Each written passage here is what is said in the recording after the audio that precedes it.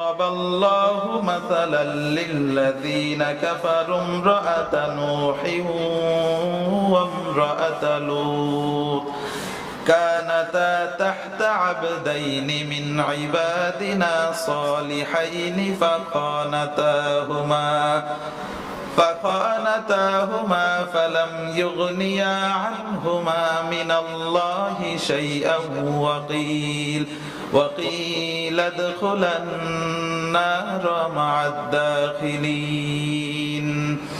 আল্লাহ রাব্বুল আলামিন সূরাতুত তাহরীমের 10 নম্বর আয়াতে বলেন, এই জায়গায় আল্লাহ রাব্বুল আলামিন দুইজন নবীর স্ত্রীর উদাহরণ দিয়েছেন। হযরতে নূহ আলাইহিস সালাম এবং হযরতে লূত আলাইহিস সালামের নবীর এই দুইজন নবীর স্ত্রীর উদাহরণ আল্লাহ রাব্বুল আলামিন দিয়েছেন। এই দুইজন তারা নবীদের বিরোধিতা করেছিল। দেখেন, নবী হওয়ার পরেও, নবীর স্ত্রী হওয়ার পরেও কিন্তু নবীরা তাদের জন্য কোনো কাজে আসেনি, কোনো সুপারিশ তাদের জন্য করতে পারবে না। নবীর স্ত্রী হলেই হবে না, নবীর বাবা হলেও হবে না, নবীর ছেলে হলেও হবে না। আপনার ঈমান আমল যদি না থাকে, ওই কঠিন কিয়ামতের দিন কোনো মানুষ আপনার উপকারে আসবে না। আল্লাহ রাব্বুল আলামিন কিয়ামতের দিন হযরতে ইব্রাহিম আলাইহিস সালামের বাবা আজরকে জাহান্নামের ফয়সালা দিবেন। হযরতে ইব্রাহিম আলাইহিস সালাম বলবেন, রব্বুল আলামিন, তুমি না ওয়াদা করেছো কোনদিন আমাকে অসম্মান করবা না। আল্লাহ রাব্বুল আলামিন বলবেন, ইব্রাহিম, তোমার অসম্মানের কি হলো? ইব্রাহিম আলাইহিস সালাম বলবেন, রব্বুল আলামিন, আমি তোমার বন্ধু, একজন তোমার পছন্দনীয় রাসূল, কিন্তু আমার বাবা যদি জাহান্নামে চলে যায় তাহলে অবশ্যই এটা আমার অপমানের কারণ। হযরত ইব্রাহিম আলাইহিস সালাম আল্লাহ রাব্বুল আলামিনকে বোঝানোর চেষ্টা করতেছেন যে তার বাবাকে যেন জাহান্নামে না দেওয়া হয়। আল্লাহ রাব্বুল আলামিন বলবেন, ইব্রাহিম, তুমি এবার তোমার পাশে তাকাও। ইব্রাহিম আলাইহিস সালামের পাশে দাঁড়ানো ছিল তার বাবা। হঠাৎ করে ইব্রাহিম আলাইহিস সালাম নিচে তাকিয়ে দেখবেন যে তার বাবাকে শূকরের আকৃতি দেওয়া হয়েছে।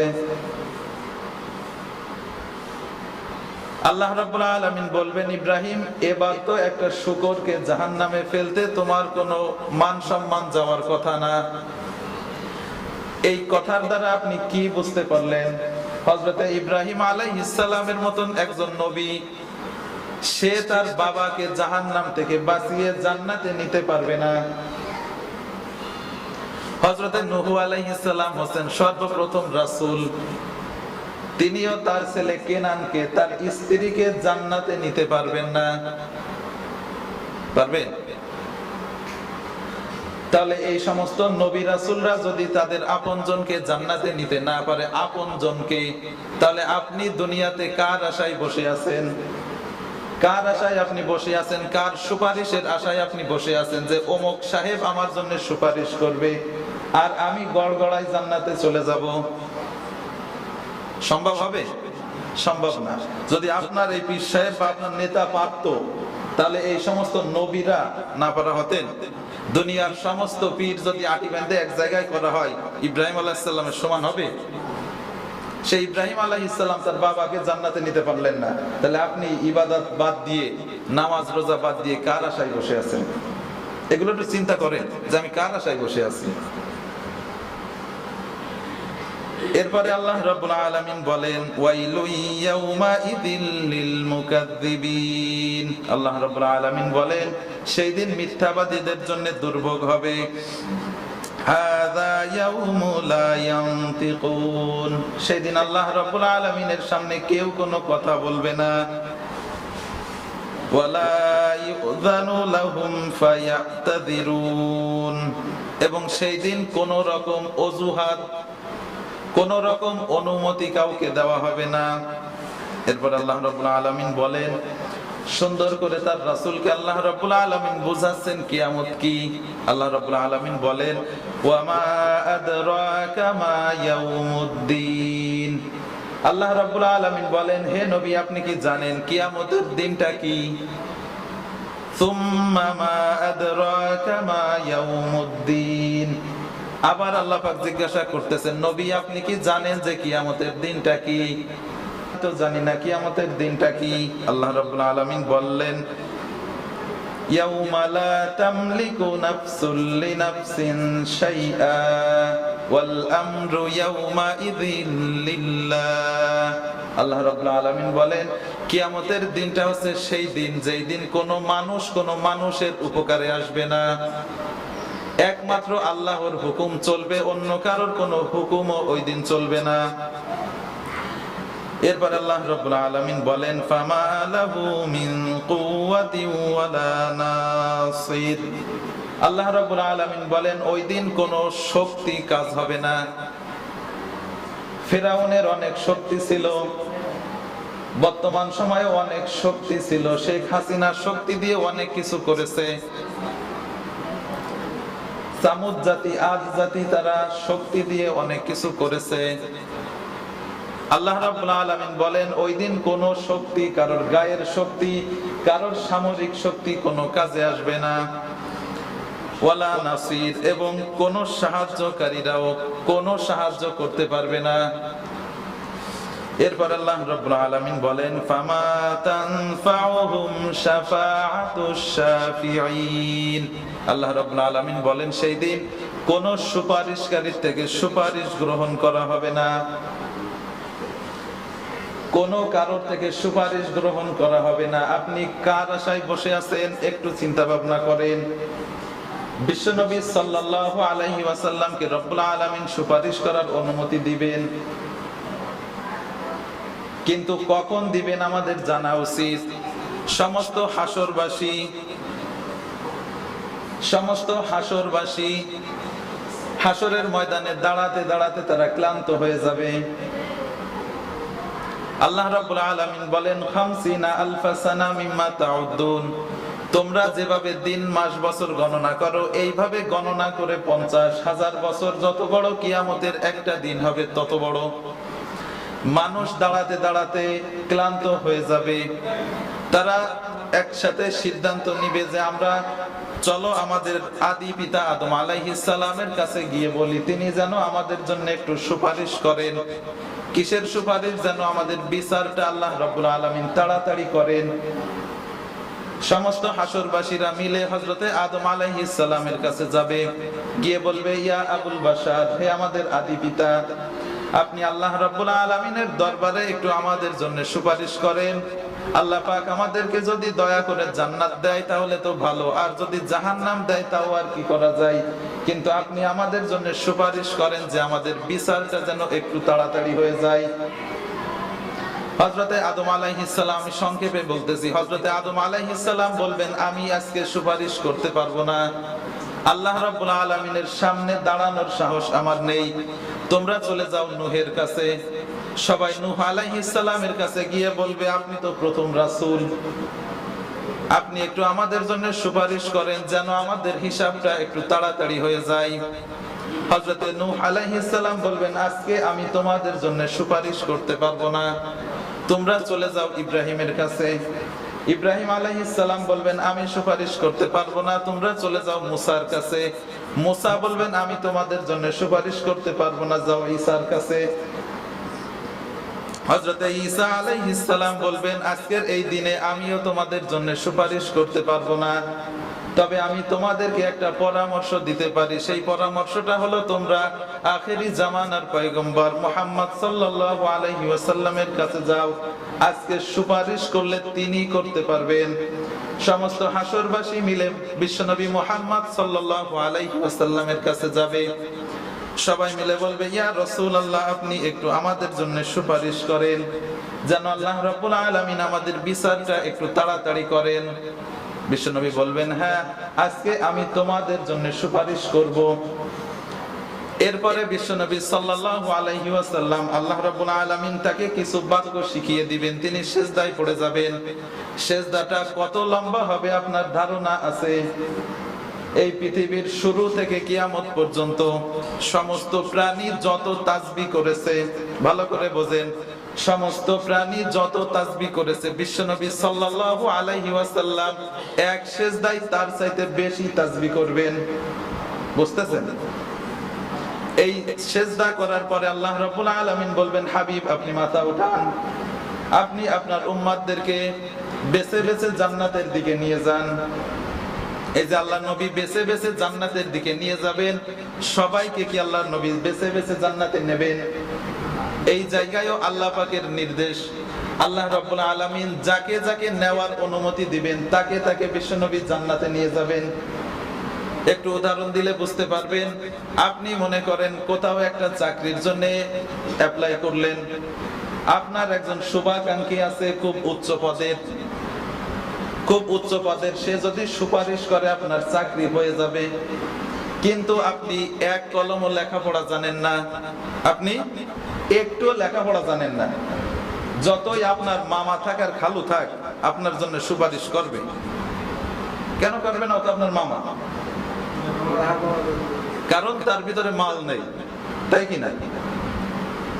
আল্লাহর নবীও যে আমাদের জন্য সুপারিশ করবেন যদি ভিতরে মাল না থাকে, আপনার যদি নামাজ না থাকে, রোজা না থাকে, কোন মাল যদি ভিতরে না থাকে, আল্লাহর নবী ওই দিন আপনার জন্য সুপারিশ করবেন না। ভিতরে মাল থাকা লাগবে, একটু সুপারিশ যার জন্য করা হবে তার ভিতরে একটু যোগ্যতা থাকা লাগবে, তা না হলে সুপারিশ ওই দিন কিন্তু নসিব হবে না। এই জন্য আল্লাহ রাব্বুল আলামিন বলতেছেন যে কিয়ামতের দিন কোন মানুষ কোন মানুষের জন্য সুপারিশ করতে পারবে না। বিশ্বনবীর অবস্থা যদি এরকম হয়, তাহলে আপনি কার আশায় বসে আছেন? কে আপনাকে সুপারিশ করে জান্নাতে নিয়ে যাবে? হ্যাঁ, আল্লাহ রাব্বুল আলামিন যদি সেই দিন যাকে সুপারিশ করার অনুমতি দিবেন, যাকে সুপারিশ করার অনুমতি দিবেন সে শুধুমাত্র সুপারিশ করতে পারবে। আর যার জন্য সুপারিশ করার অনুমতি দিবেন, আল্লাহ যাকে সুপারিশ করার অনুমতি দেবেন আর যার জন্য সুপারিশ করার অনুমতি দিবেন সে তাকে নিয়ে যেতে পারবে। আমভাবে সবার জন্য কেউ সুপারিশ করবে না। আপনার ওই যোগ্যতা থাকা লাগবে, আর যার সুপারিশে আপনি যাবেন তারও যোগ্যতা থাকা লাগবে। আল্লাহ রাব্বুল আলামিন বলেন, রব্বিস সামাওয়াতি ওয়াল আরদি ওয়া মা বাইনাহুমার রাহমানি লা ইয়ামলিকুনা মিনহু খিতাবা। আল্লাহ রাব্বুল আলামিন বলেন, আল্লাহ পাক হচ্ছেন আসমান এবং জমিনের ভিতরে যা কিছু আছে সবকিছুর রব। লা ইয়ামলিকুনা মিনহু খিতাবা, সেই দিন আল্লাহ পাকের অনুমতি ছাড়া কেউ কথা বলার সাহস পাবে না। ইয়াউমা ইয়াকুমুর রূহু ওয়াল মালাইকাতু সাফফান লা ইয়াতাকাল্লামুনা ইল্লা মান আযিনা লাহুর রাহমান ওয়া ক্বালা সাওয়াবা। আল্লাহ রাব্বুল আলামিন বলেন, সেই দিন মানুষ এবং ফেরেশতা এক কাতারে দাঁড়িয়ে যাবে।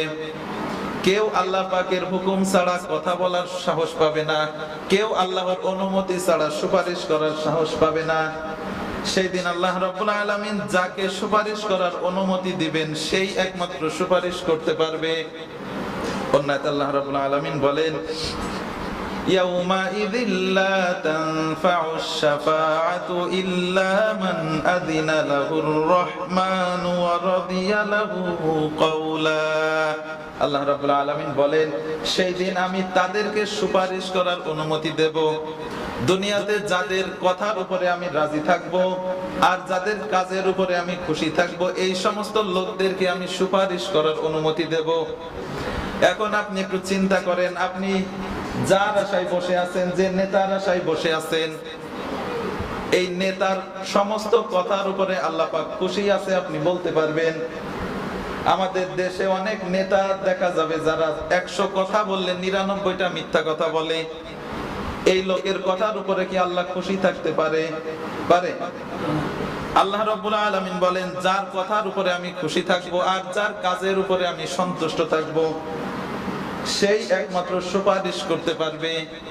তাহলে আপনি একটু চিন্তা করেন যে আপনি যে পীরের মুরিদ হয়েছেন ওই পীরের কথার উপরে আল্লাহ খুশি আছে কিনা, ওই পীরের কাজের উপরে আল্লাহ পাক খুশি আছে কিনা। যদি আপনার মনে হয় যে আমার পীর সাহেবের উপরে আল্লাহ পাক খুশি আছে, আমার পীর সাহেব কোনোদিন কোনো অপকর্ম করিনি, এই গ্যারান্টি আপনি দিতে পারবেন না। আল্লাহ রাব্বুল আলামিন সুন্দর করে বলতেছেন, তাহলে ওই কঠিন কিয়ামতের দিন কেউ তোমার জন্য সুপারিশ করতে পারবে না। যে জায়গায় বিশ্বনবীর সুপারিশ করতে গেলে এত বড় সিজদা করা লাগতেছে, সেই জায়গায় আপনি কারোর ভরসায় বসে থাকবেন না। আল্লাহর উপরে ভরসা রাখুন আর কোরআন অনুযায়ী আমল করার চেষ্টা করুন। আমি কোনো পীরের বিরোধিতা করি না, কোন নেতার বিরোধিতা করি না, কিন্তু সত্য যেটা এটা আপনাকে মানা লাগবে। আমি অন্তত 25টার বেশি আয়াত বলেছি, শুধু সুপারিশ করতে পারবে না এই পক্ষে। সুপারিশ কারা করতে পারবে? আল্লাহ। বিশ্বনবী বলেন, আল কুরআনু হুজ্জাতুল লাকা আও আলাইকা, এই কোরআন কিয়ামতের দিন তোমার পক্ষে অথবা বিপক্ষে সাক্ষী দেবে। মুফাসসিরগণ মুহাদ্দিসগণ বলেন, কোরআন যদি কোনো মানুষের পক্ষে সাক্ষী দেয়, আল্লাহ রাব্বুল আলামিন তার কাছ থেকে কোনো হিসাব নেবেন না, বিনা হিসাবে তাকে জান্নাতে দিবেন। পক্ষান্তরে কোরআন যদি কারোর বিপক্ষে অবস্থান নেয়, আল্লাহ রাব্বুল আলামিন ওই দিন তার কাছ থেকেও কোনো হিসাব নেবেন না, বিনা হিসাবে তাকে জাহান্নামে দিবেন। তাহলে এই কোরআন মানার দরকার আছে না নেই? আরেকটা হাদিসে বিশ্বনবী সাল্লাল্লাহু আলাইহি ওয়াসাল্লাম বলেন, আস-সিয়ামু ওয়াল কুরআন ইয়াশফাআনি লিল আবদি ইয়াউমাল কিয়ামা। আল্লাহ রাব্বুল আলামিন রমজান মাস এবং এই কোরআন দুইজনকে সুপারিশ করার অনুমতি দেবেন, আর দুইজনেই যার জন্য সুপারিশ করবে আল্লাহ রাব্বুল আলামিন তাকে বিনা হিসাবে জান্নাতে দিবেন। তাহলে কোন মানুষের আশায় বাদ দিয়ে এই কোরআনটাকে মেনে নেন, কোরআনে যা বলে সেইটা মানেন। অনেক মানুষ আছে কোরআনের কথাগুলো মানতে পারে না, মানতে চায় না, নিজের গায়ে পড়ে যায়, নিজের মতের বিপক্ষে চলে যায়, নিজের নেতার বিপক্ষে চলে যায়, এই জন্য কোরআন মানতে পারে না। যদি কোরআনের সাথে নেতার কথা না মানে বাদ দেবেন কোনটা? নেতা। পারবেন? এমনকি যদি কোরআনের সাথে নিজের চরিত্র না মেলে, নিজের চরিত্র পাল্টে ফেলতে হবে, কোরআনের সাথে নিজের চরিত্রটাকে মিশিয়ে দিতে হবে। যাই হোক, এই আয়াতের ভিতরে অনেক কথা আছে, বলে শেষ করা যাবে না। যাই হোক, আমি যে আয়াতটা পড়লাম, আল্লাহ রাব্বুল আলামিন বলেন, ওয়াত্তাকু ইয়াওমাল লা তাজজি নাফসুন আন নাফসিন শাইআ। আল্লাহ রাব্বুল আলামিন বলেন, ওই কঠিন কিয়ামতের দিন কোন মানুষ কোন মানুষের উপকারে আসবে না। ওয়ালা তানফাউহুম শাফাআ, এবং কেউ কারোর জন্য সুপারিশ করতে পারবে না। ওয়ালা ইউখাযু মিনহা আদলু, এবং সেই দিন কোন রকম ঘুষ, কোন রকম উপঢৌকন, উপহার গ্রহণ করা হবে না। দুনিয়াতে আপনি বিচার ঘুষ দিয়ে নিজের পক্ষে নিয়ে নিতে পারেন, ঘুষ মেরে দিলে বিচার আপনার পক্ষে চলে আসবে, কিন্তু আল্লাহ রাব্বুল আলামিন বলেন ওই দিন কোন রকম ঘুষ চলবে না, কোন উপহার উপঢৌকন দিয়ে বিচারটা নিজের পক্ষে আনা সম্ভব হবে না। কোন দিক দিয়ে শর্টকাটে জান্নাতে যাওয়ার কোন রাস্তা থাকবে না। আল্লাহ রাব্বুল আলামিন বলেন, ওয়ালা হুম ইউনসারুন, তারা কোনোভাবে সাহায্য প্রাপ্ত হবে না।